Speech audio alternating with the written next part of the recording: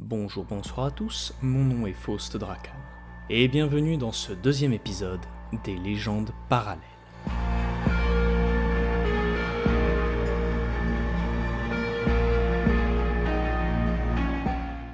Comme nous le savons tous, chaque personnage possède un trait de caractère physique qui lui est propre.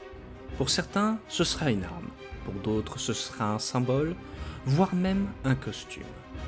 Mais pour les deux personnages que nous allons voir aujourd'hui, les traits physiques qui les démarquent sont celles de deux montagnes de muscles et de tuyaux verts incandescents, surplombés d'une tête masquée. Permettez-moi de vous présenter les deux hommes au masque, qui sont Bane, l'homme qui a brisé Batman, et Urgot, le bourreau de Zaun.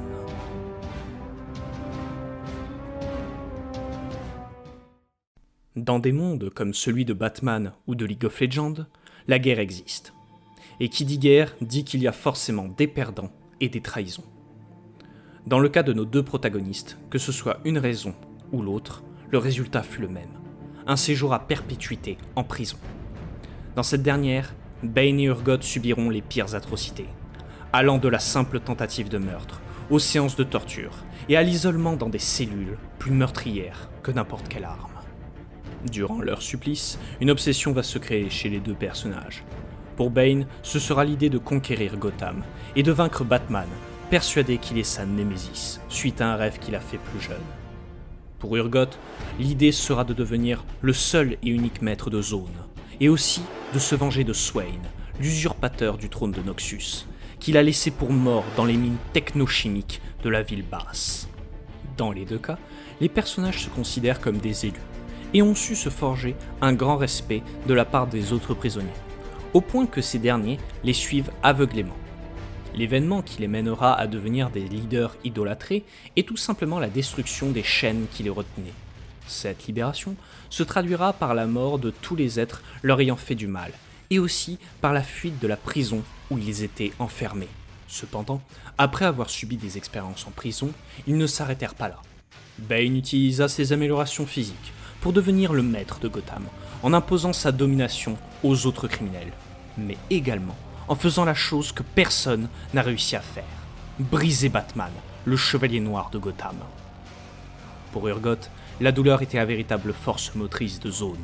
Il décida donc de s'en servir, car grâce à celle-ci, il se mit à ne plus rien ressentir.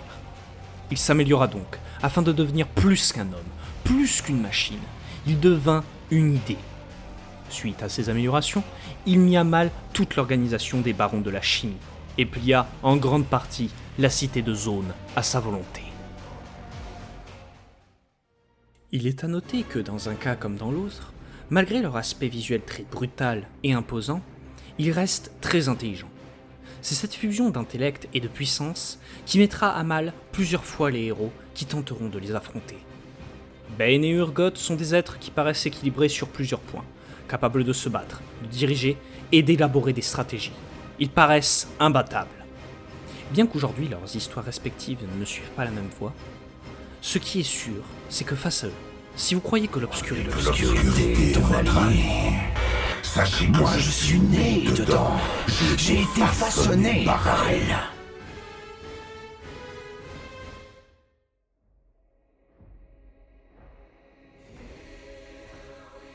Suite à ce qui a été dit, nous avons eu l'exemple typique de deux personnages qui sont bien plus qu'ils n'y paraissent. Car derrière ces montagnes de muscles et de rancœur ne se cachent que deux hommes, brisés par les tortures qu'ils ont subies, mais qui ont su renaître de leurs cendres pour devenir des êtres iconiques. Et même s'il existe d'autres adversaires pour les héros que nous connaissons, quasiment aucun d'entre eux ne possède à la fois l'esprit et le corps de ces deux colosses de puissance et d'intelligence.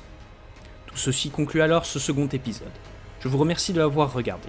Ciao bye tout le monde et à la prochaine.